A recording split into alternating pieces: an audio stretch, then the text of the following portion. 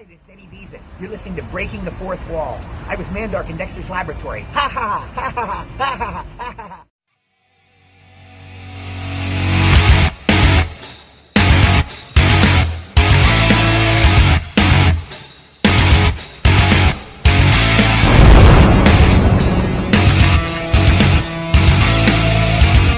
You are listening to Breaking the Fourth Wall on Realm of the Mist Entertainment.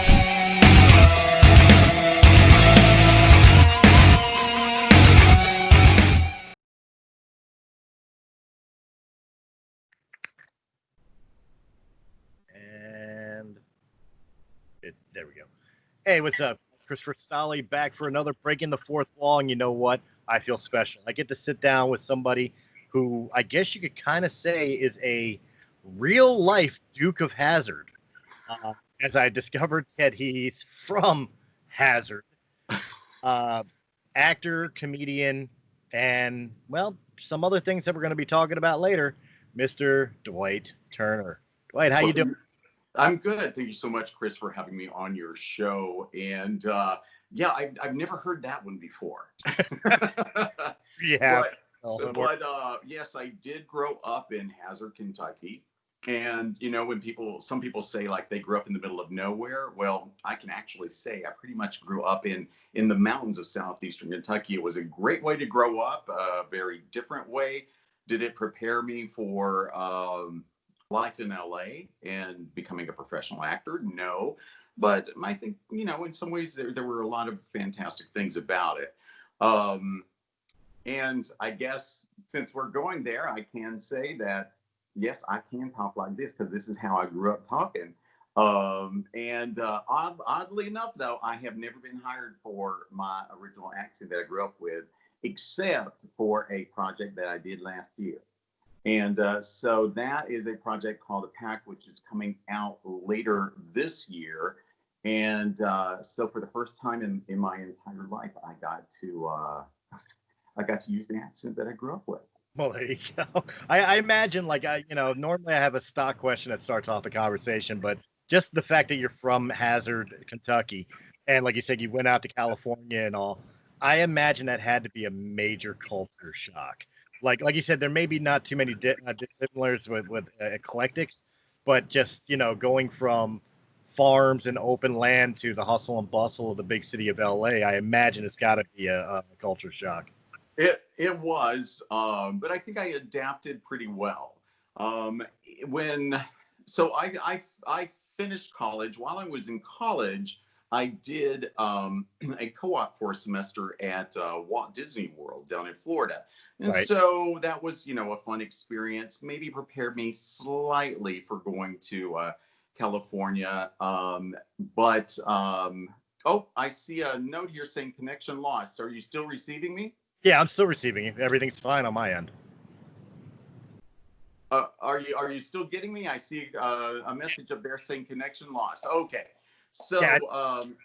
So basically I did this co-op at Walt Disney World. And then when I finished college, I immediately moved out to Los Angeles. I moved out there with a roommate from college who also wanted to pursue an acting career in LA. And he lasted a month. And then he moved back. And we had an agreement that we would stay for a year no matter what. He lasted a month. I remained. Actually, some lucky things happened for me. I became friends with a group of actors, and one of them had a birthday party. I went to his birthday party. A guy came up to me at the birthday party, introduced himself, said, "Are you an actor?" And I said, "Yes." And he said, "Well, I'm your friend's agent. I'd like to give you my card. I'd like you to call me. Come see me. I'm going to see if I can get you some work." So I called him up. This was on the weekend that I met him. Called him up, went to see him on Wednesday. He sent me on my very first professional audition that week, and I landed it. It was a national commercial. I was immediately in SAG, and it was a very lucky, very easy way to get started. And I remember at the time I thought, oh my gosh, this is so easy. And then, of course, you realize that it's all not that easy. What was the commercial? It's for a product that's no longer around, but it was called Black Star Beer, if you remember Black Star Beer. I kind of And did. Yeah, I and kinda, we shot that on the back lot of Universal Studios. oh And wow. I remembered thinking, like, wow, here I am. I just moved to LA pursuing acting. I booked this, and here I am filming on the back lot of Universal. So it was a good entry.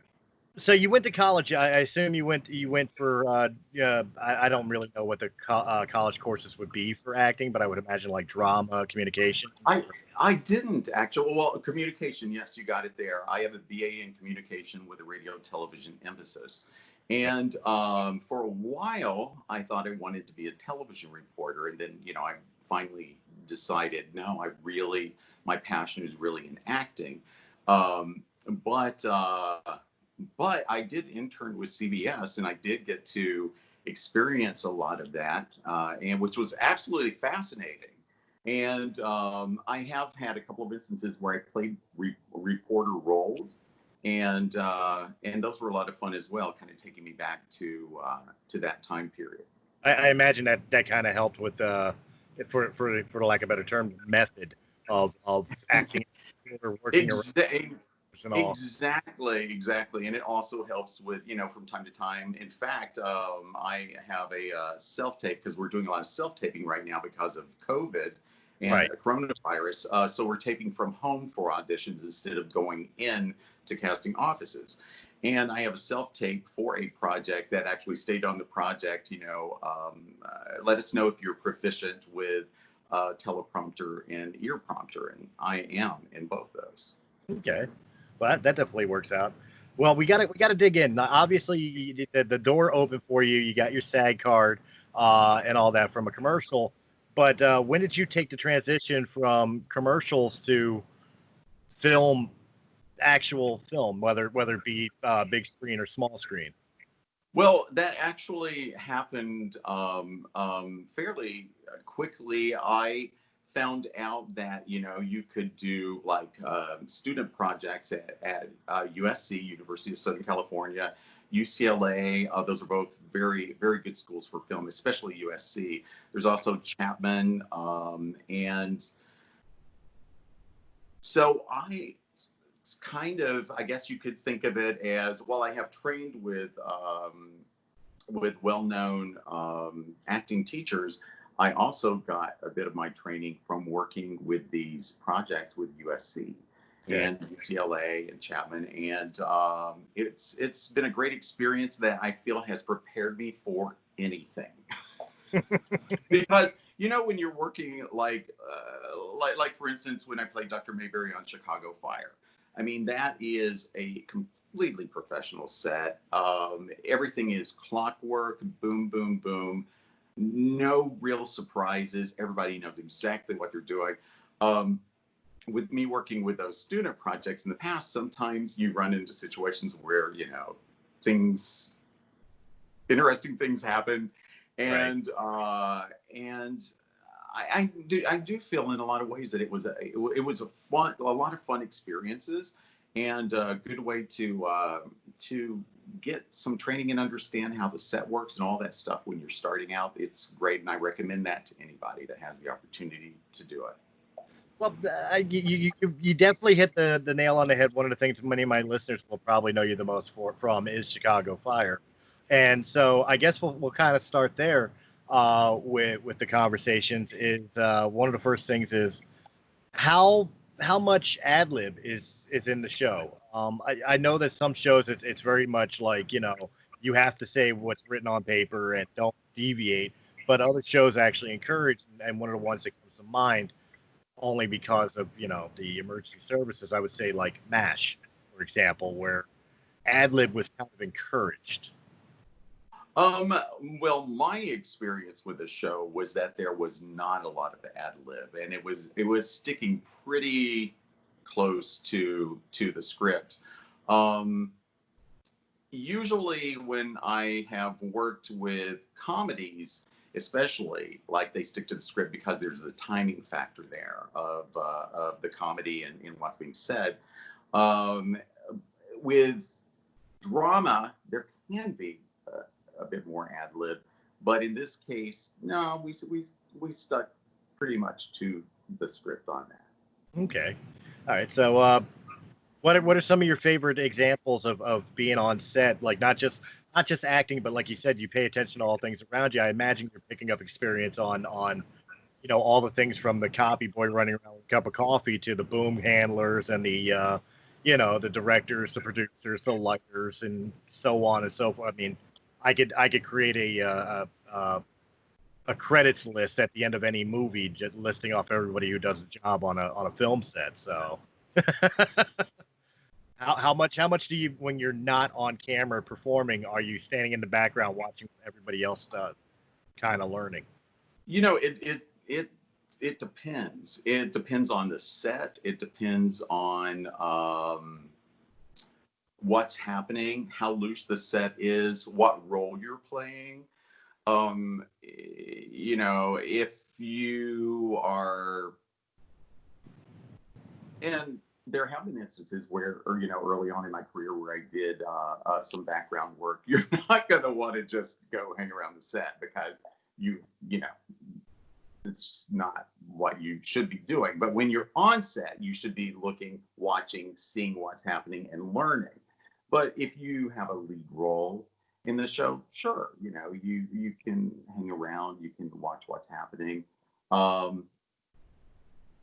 There's a lot to be learned from a professional set. And once again, I mean, anyone out there who is interested in acting gets the opportunity to work with some of these major productions should take in as much as they can from all of that, because even if you are starting out, hopefully you're going to have a situation in the not too far future where you will be playing a big role, and you do not want that to be the time that you're trying to figure out what all of these things happening that sometimes happen very quickly mean. They want you to know how to hit your mark, to know when they're calling out the various things what those mean, so that there's no confusion. Right. If they tell you to go back to one, you know what back to one is. And for anyone out there who doesn't know what back to one is, that means that, like, when you finish a scene, you'll usually hear either moving on, which means they got what they needed and they're ready to go to the next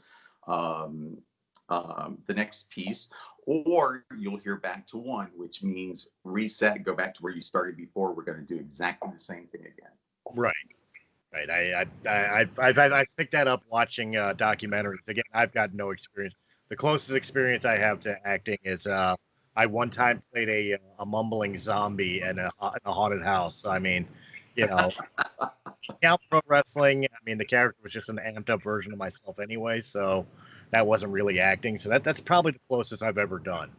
But I would think, though, Chris, that professional wrestling has an element of performance as well. You've got an audience there. You're presenting, yourself to that audience. So, in some ways, you're right. I actually said this in an interview I did earlier today. There is a performance acting and performance in it. Like I said, you're playing a character. You're either the good guy or the bad guy, and you're trying to sell that to the crowd right live. But in reality, I think pro wrestling, the best way you can describe it, especially in like a film role, we're stuntmen. We our on stage performance is performing stunts for the crowd. So, we're more stuntmen than actors, especially if you watch some of the old '80s wrestlers and the the ooh yeah type wrestlers. Like actors as just that was the personality to do the stunts. But I do know some of the lingo just from watching like documentaries and behind the scenes stuff and all, and talking to fine gentlemen like yourself, and ladies.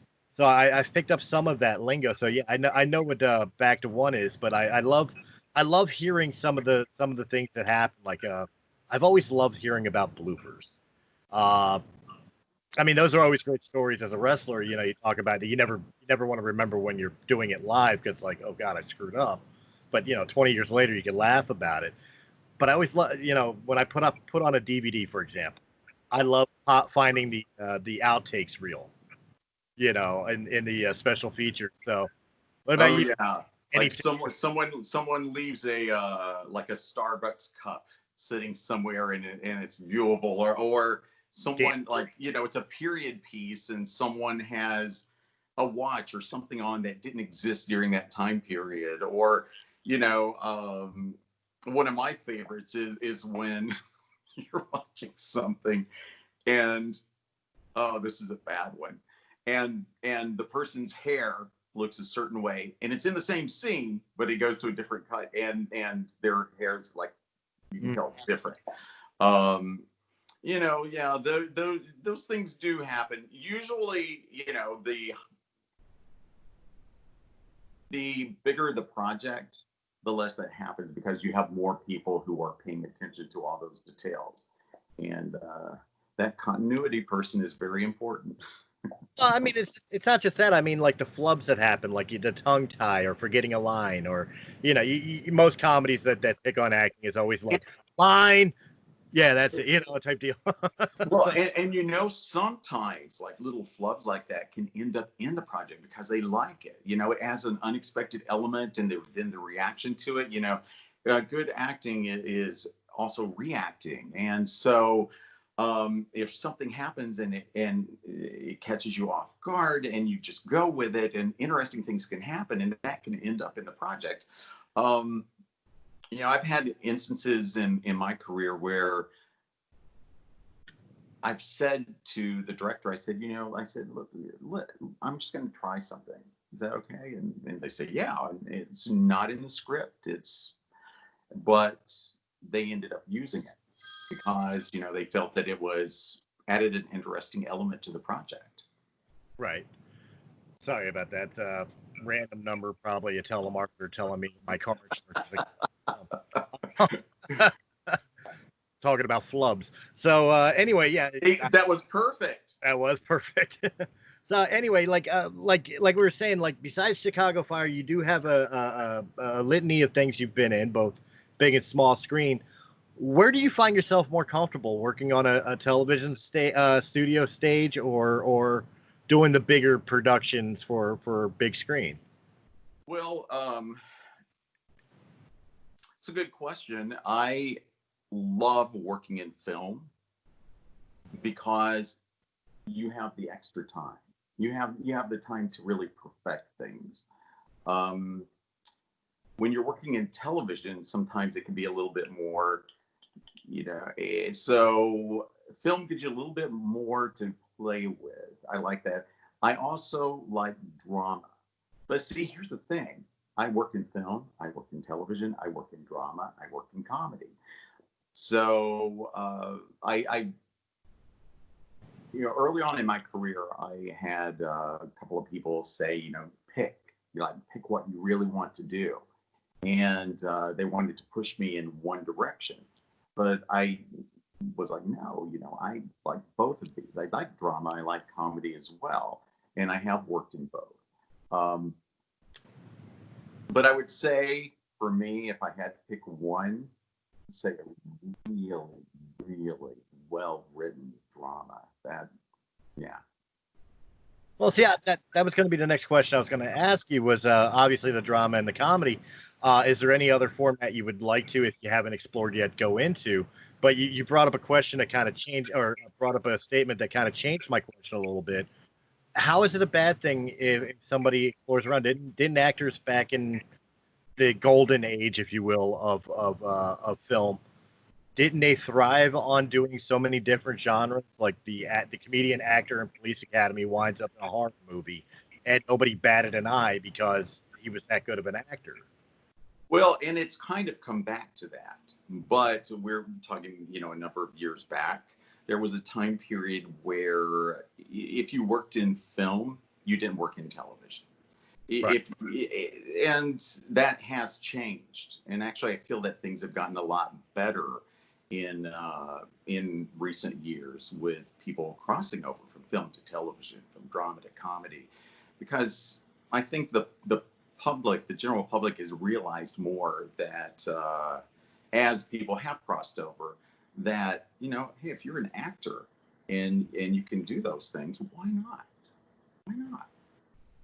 No, absolutely. And I definitely think an appeal to the smaller screen to TV has and correct me if I'm wrong on this, please, but I think that's really escalated for a lot of actors and actresses because since the advent of streaming services has really brought episodic serial style television back to highlight, and then you throw in shows like Sons of Anarchy and The Walking Dead and the big one, obviously Game of Thrones really proved that you could have a feature film budgeted show and be successful. Absolutely, and there are some amazing shows on. Um, you just brought up something is really interesting. How far things have changed, or how much things have changed in recent years. You had a time period where you had the networks, and you had films appearing in theaters. Right. And the boundaries, especially recently with the whole coronavirus situation, now you have studios releasing feature films directly to streaming, which is a new situation. I mean, we're talking major features coming out, going directly to streaming, because it's what they have to do now. Now, the big question is when we, hopefully sooner rather than later, get to a point of where we're able to go back into the theaters again. Will that still happen? Will things be released directly? You know what? I've had that question on my mind for a long time because theoretically, people nowadays have huge TVs and access to huge TVs or projectors that they can screen their movie or TV show out in their backyard. My brother-in-law has a projector and a screen out in his backyard. We watch Game of Thrones that way. We do a fire pit in front of it all, kind of added first in. I would almost think that direct to stream would almost be like the next evolution for big film release. However, and I say a big however, I think the big summer blockbuster and the event epic movies, for example, like Star Wars or the next phase of Marvel, as a perfect example, I don't think it would be fitting anywhere outside of the theater. I agree with you. If I am watching a movie like that, I want to see it in the theater with the big screen, with the incredible sound. But we're in a situation right now where that, is difficult. And so it's the necessity of the situation, which hopefully eventually will be back in the theaters and everyone will be able to sit down, enjoy their popcorn, and see things on the big screen again. Look, there's an opportunity here. I'm going to say it for everybody here, folks. There's an opportunity. I've got the happy medium where you can have the big theater atmosphere feel, even during this time of COVID, where everybody's got to be socially distant and separated. Bring back the drive-in theater. And they are. Have you heard about this? There are drive-ins opening in various places. And people are going back. Nice. Because then you can isolate in your car, but you still get that big event feel sitting there in front of the screen, seeing the movie from the comfort of your vehicle, unless you have a Jeep, in which case. and hopefully you have a very good sound system in your car. Yeah. Oh, is that the hell they're doing it now? They're Bluetoothing it into the cars. They're not doing exactly. They're feeding it directly into the car. Were you thinking of those little things that you used to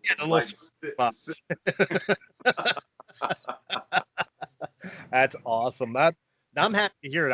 I think that was a lost tradition for many years. Like I've heard stories like my mother telling me about seeing Star Wars or the first Star or Jaws in a drive-in theater. And I'm like, how come I never got to go to a drive-in theater? And I'm, I was born in '77, so it's not like I'm a spring chicken. But like they were dying out even when I was a kid, and it's like it seemed to me like a very lost art.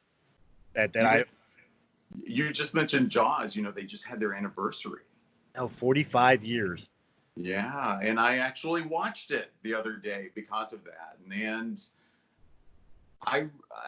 I remember being a little kid and seeing that, and it scared the heck out of me. And watching it as an adult, it's so well done. I mean, Steven Spielberg. It's Right. so well done that you still, even though you've seen it before, you know what's going to happen. It's still like there are points where it's like, oh. I'll tell you what, this is an honest to God true story. I saw the movie when I was 5 years old in 1982. That's when my family finally let me watch Jaws, and it scared the living daylights out of me.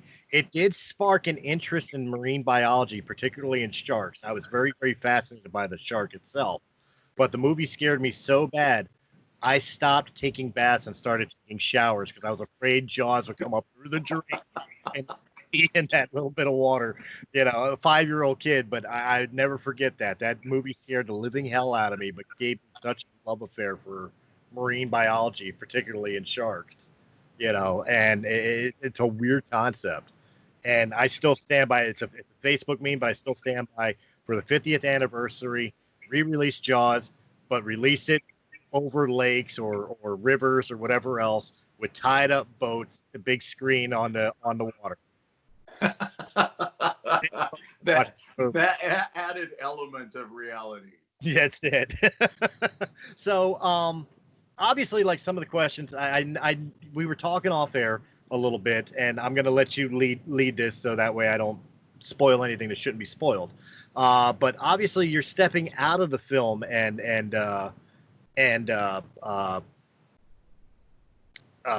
television. That's the word I was looking for. Television realm for a little bit. You have a new project coming up. Oh, I do. I've had two very interesting occurrences this year. The first, which is the one you're not referring to, is I was hired for a high fashion runway show.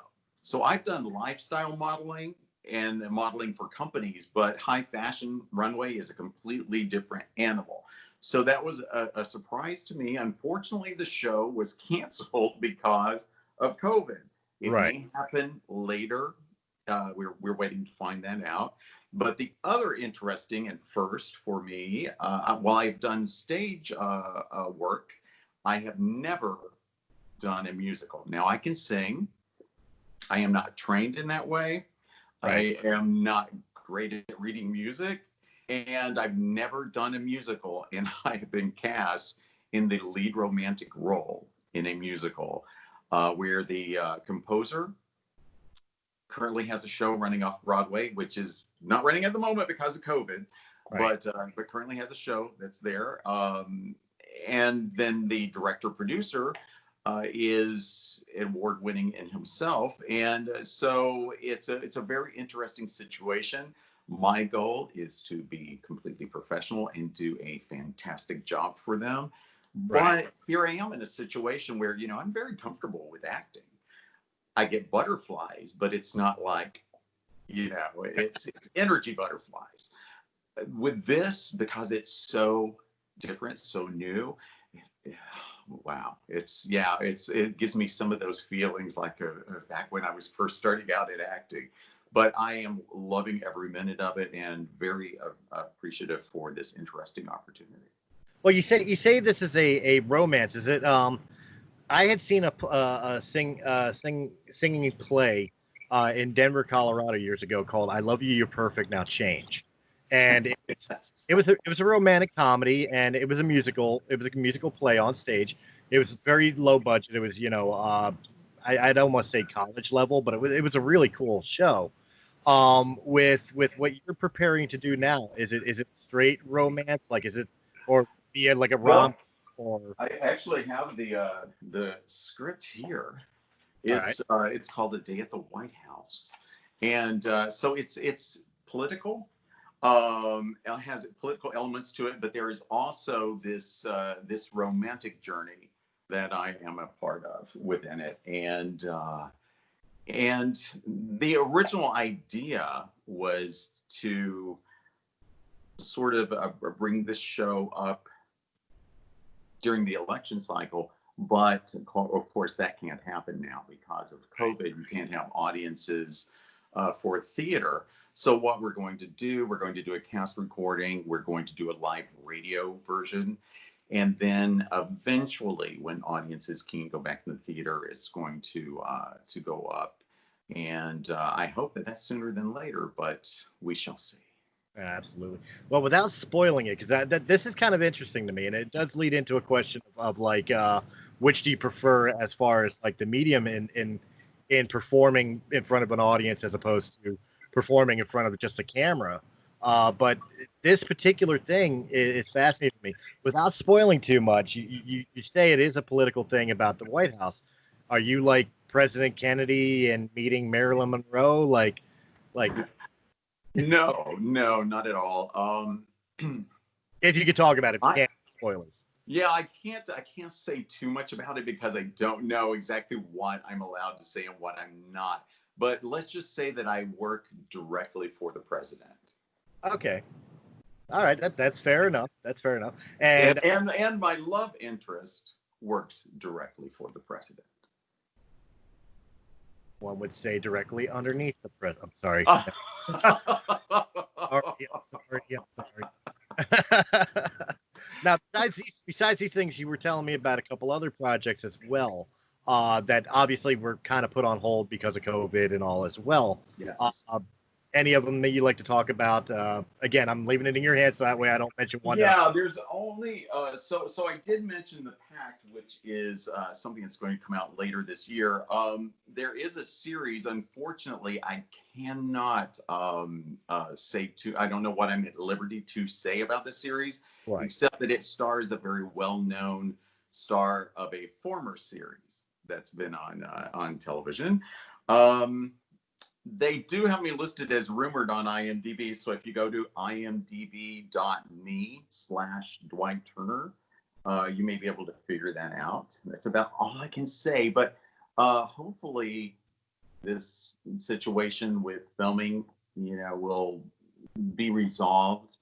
I know SAG-AFTRA has been working with productions and trying to get things figured out so that we can safely go back to work. So hopefully sooner rather than later. There's a film that I was supposed to go to California, Southern California, and shoot. That's been affected, right, by the pandemic. And so, and I mentioned the runway show. That's another thing that's been affected by the pandemic. It's a very interesting time for everyone. For actors, I love people. I love performing. So to have that taken away for a while has been difficult, but there are plenty of other people in other situations where it's also difficult for them. And I just hope that we can get to a point where we're all past this. Right.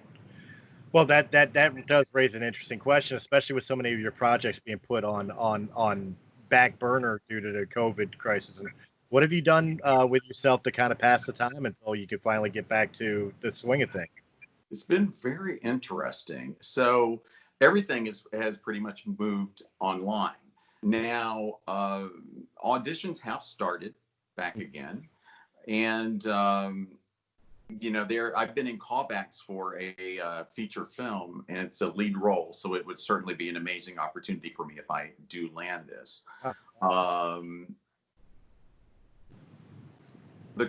Everything has been online with that process. I haven't actually auditioned in person since early March. Oh, wow. So that tells you how long that's been. Everything at a certain point went online. And so we do what's called self-tapes, which is where, I have a place set up at home where I receive the instructions, the sides, how they want it taped, all of that. And then that is sent out to casting. And from there, if it goes into callbacks, then once again, that comes back and they make adjustments and they say, okay, do this and this, or use these different sides. And you go through that process. The biggest disadvantage with that is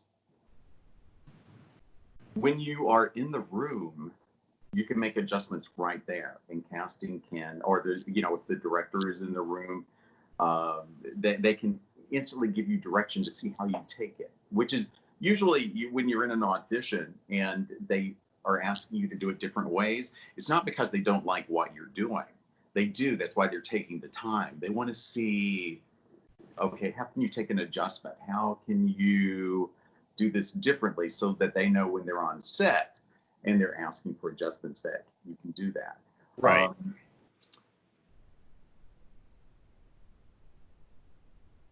I guess one way that you can think of it, though, is everyone is in this situation. So it's not just me that has to do everything from home now. It's basically everyone. So you're kind of on a level playing field in that aspect. I would imagine, and again, I'm farthest thing from an actor on the planet, but I would imagine one of the worst things about doing the online auditions and performances is kind of the human factor, and not necessarily in the fact of like having the director direct you or whatever. But don't you normally do line readings bouncing off of somebody that's usually there as a stand-in type person if you're practicing like a dialogue scene or something like that? I would imagine. Yes, and so, well, it goes even more so. Think of it like this. Usually, in the past, if I were self-taping at home, I could call someone and have them come in and read with me. And so you have a reader who is off camera reading the lines to you. You're going back and forth, filming that, and then sending it to casting when you're self-taping. The situation now has been, because of COVID, you can't really bring people in. Now that's loosening up, obviously, but we shall see with the way things have been spiking recently, though. But what's been happening is I've been having people do that by phone. So you set up your camera and everything, and then with another device, you have them with voice, and so they're in the background. You miss out on that element of seeing their face, seeing their eyes while you're working back and forth. And that's very important to an actor. So it complicates things. It makes it a little bit harder. But once again, unless you're lucky enough to be in a situation where you are living with another actor, everyone's kind of been in that same situation. But that's kind of where I was thinking with it. Like even if we were like for example, you were trying out for a role, you asked me to be your reader, so I've got this script and I'm like reading blank person number 2. And Chris, you were so good. No, thank you. I appreciate it. But I mean, I'm reading that off, and I imagine because I'm not an actor, I'm just trying to help you in the audition. It probably throws you off that I'm not reading it with the inflections and the personality that the character that's supposed to be bouncing off of your character should have. I imagine that kind of messes with the dynamic a little bit as well. Well, you have to. That's a situation that you just, through experience, you just deal with. Right. We call that cardboard. When you have a person who's reading with you, and like say they're saying a line that's very urgent, like please help him, I think he's having a heart attack, and then the person's reading it with you and they're like, please help him, I think he's having a heart attack. You need to react to that as if they meant it, and you just have to do it. You just have to be able to do that. But believe me, that has happened plenty of times. Oh yes, baby, right? Oh, that's a whole different movie. Well, with stepping into the romance musical on stage and some of the other projects that you're talking about, what's next for you when everything wakes up? Besides the projects we talk about, like what do you see yourself doing in the future? You still going to be auditioning for the same comedies and dramas, TV and movies, or are you going to go look towards more film or not film, stage? Are you going to be maybe branching off into a different direction of genre of film? hell, maybe even try your hand at writing, producing, directing. What's the future for Dwight Turner? Well, it's interesting that you mentioned production, and there's not a lot of information out there on this, but I used to work at Warner Brothers, and so I was an online producer and worked with a number of shows for what was originally called Entertainment, then it became Warner Brothers Online. A very interesting experience. So who knows? At some point, I may move back into production. I have been asked to help with producing it at different points. I have turned that down because I didn't feel it was the right situation. But I certainly have been there in the past, could certainly go there in the future. I love science fiction. I would love to do a fantastic science fiction project. So we'll see what happens there. I love also the fantasy genre. Okay. Good drama. I do voiceover.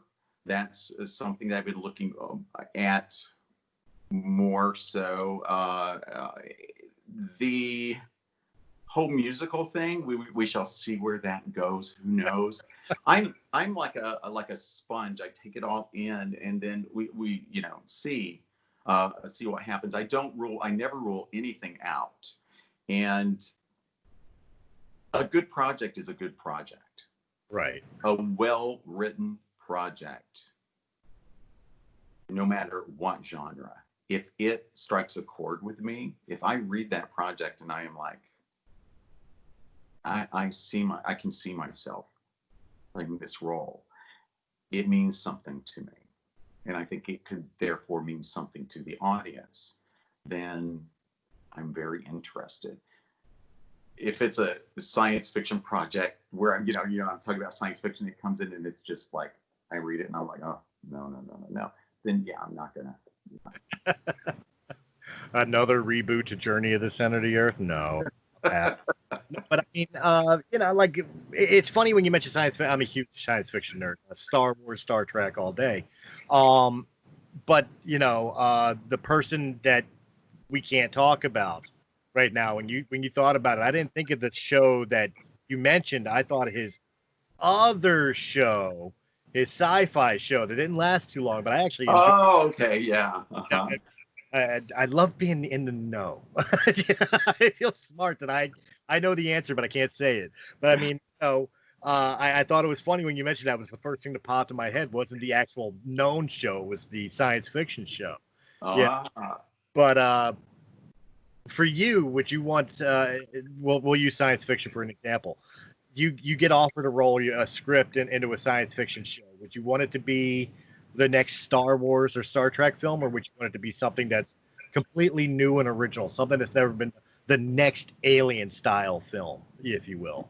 Oh, I would be open to both. Of course, being a part of Star Wars. I mean, yeah, who wouldn't want? Yeah. Yes, seriously. But yeah, a brand new project, well written. Oh, sure, I would be very interested. Yeah, absolutely. Yeah, I've been quoted on numerous occasions. I would love to be an extra in a Star Wars film. Let me be a Jedi that dies in the background somewhere. You don't even have to pay me. Just let me take the prop. Yeah. I want to walk into a Target one day and see my character with a character name as a 3.5-inch figure one day. That's all I want. Now, wouldn't that be interesting? Yes, that's when you have become a part of fandom, when you have a little character on the shelves in a toy store. Little figure, yeah. Like what was it? If you ever watched E.T. in 1982. The scene where Elliot is showing E.T. his Star Wars figures. He's naming them all off. Here's Lando Calrissian. Here's Boba Fett. Here's this. And he holds up the Ithorian character, which fat-headed character, bar scene and The New Hope. And he said, here's Hammerhead. That's how old E.T. was, is they didn't name that character yet. They went back and named him later. He was just Hammerhead back then. Oh, my gosh. Wow. fandom demanded that everybody had to have a name. So Hammerhead became, I don't even know what the character's name became, but if you look it up, yeah, Hammerhead from the Cantina scene was a figurine just named Hammerhead. And then years later, I think in '97 during the special editions, they actually gave the character a name. Wow. Well, now with all the marketing that goes on with these projects, you can bet everything has, like is very well thought out at this point. But going back to then, I mean, look, Star Wars was really, I mean, that was one of the first films like that where you had all of this merchandise marketing that came from it. Well, that was the genius of Lucas. That was the Yeah. genius that nobody believed in the project, nobody believed in the film, and he was able to sell off enough of it to turn around and hold on to the merchandising rights. And like he said in many documentaries I've watched, he said, "I'm going to sell this movie through merchandising. There's going to be T-shirts, there's going to be posters. I'm going to make the money back this way, if nothing else." You know. Well, he certainly had something else. He made the money back and more. Oh yeah, oh yeah. So, but yeah, no, you're absolutely right. Like any film in science fiction, I think would be a great film. I mean, within reason. If anybody wants to do Battlefield Earth 2, yeah, pass. But I mean, what, 05? No, I'm good. But but I mean, I could definitely see that for you. The question I've got to ask you, and it's the question I ask all actors. Actually, I ask all my guests in their fields. Somebody is listening to this podcast right now. They have aspirations and dreams of being an actor, or whether stage or screen actor. What advice would you give them for starting? Well, first and foremost, I would say, figure out if you really love it. Like why, what is your reasoning behind doing it? Because a lot of people, and I mean a lot, come into it for a period. Could be a year, might even be a couple of years. A lot of people move out to LA and they have ideas in their head of just becoming a star. And that can happen. It's rare, but it can happen. Right. Usually people who stay in it for more than 3 years may be in it for the long run. That's been my experience. It's that 3-year period. If people stay in it longer than that, then they're serious about it.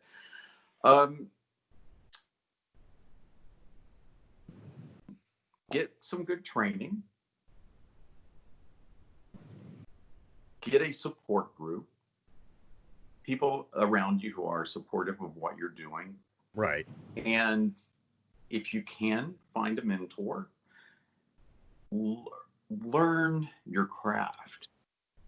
In acting, there is certainly an element of talent. Right. That comes with it. And people generally have a certain amount of talent with it, or they don't. But you can, whatever level of talent that you have, you can take that and expand upon it and make it better. Right. Watch, if you're interested in certain things, like if you're interested in voiceover, listen to voiceovers. If you're interested in dramatic television, watch those shows. If you're interested in Broadway, go see those Broadway shows. Experience what it is that you're wanting to do. That will help you. But one of the main things I think, this is just me personally, is I think if you really love it, you'll figure it out. You will figure out how to do it. No matter if you come from Hazzard, Kentucky, you will figure it out. Seriously, you'll figure it out. So don't be discouraged because of where you are. You may not be growing up in Los Angeles. You may not be growing up in New York, Chicago, Atlanta. Yes, that can have some effect, But if you really love it, you'll figure it out, and you'll figure out how to get there. And hopefully you will have people around you, like I said, that support group and parents, and who will help you and realize that you do love it.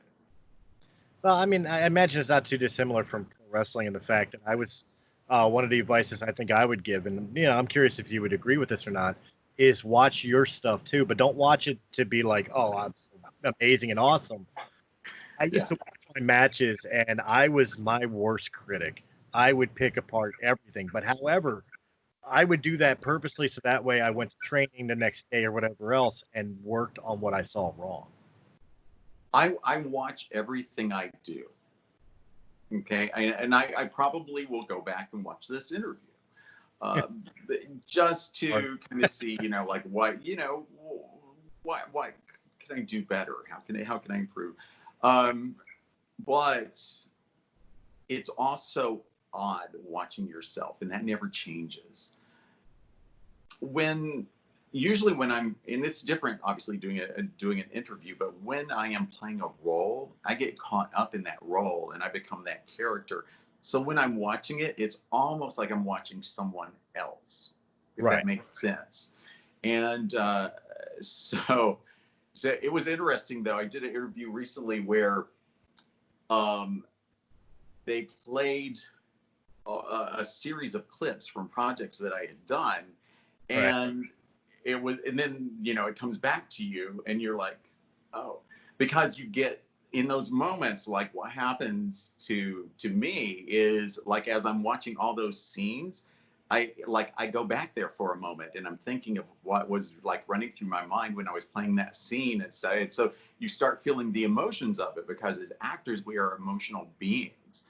And so I started, you're like watching it, and you sort of relive that for the moment, and then it goes back to you, and it's like boom, and it's like, oh yeah. But yeah, I do. I watch every single thing that I do, and some actors do not and cannot. They refuse. They will not watch their own work. I think for me, and each person is different. I think for me, it's important to take a look at what I did and how I did it. Right. Because without doing that, I might do something again that I may not, want. Like, why am I blinking too much? Or, just something that most people might not even think about or notice, but that I want to correct. No, absolutely, and that's why I threw it in there. That's actually, as many times as I've asked the question, I've never once used that comparison. Is that I would definitely say look at your own body of work, not only see how you progress, but see where you can improve. Mm-hmm. Absolutely, yeah. And that comes from somebody who's a complete nobody. Nobody, Chris. Mother loves me. Oh. Where can people find you if they want to get in contact with you, whether it be producers, directors, somebody like that, or even somebody that may have a question that I didn't ask? Well, you can reach me. So if you go to dwightturner.com, that's my website. You can find out things that are happening, news for things that are coming out or have happened, and there are clips on there. There's a good amount of information. And there's also a link to my email on there where they can contact me. They can also contact me directly. I think there's a form to fill out for the email there. They can also contact me at Dwight Turner, or Dwight at dwightturner.com. Dwightturner.com. You can also, they can go to my IMDB page. I mentioned that once before, imdb.me/Dwight Turner. And they can see, what's happening, what's coming up.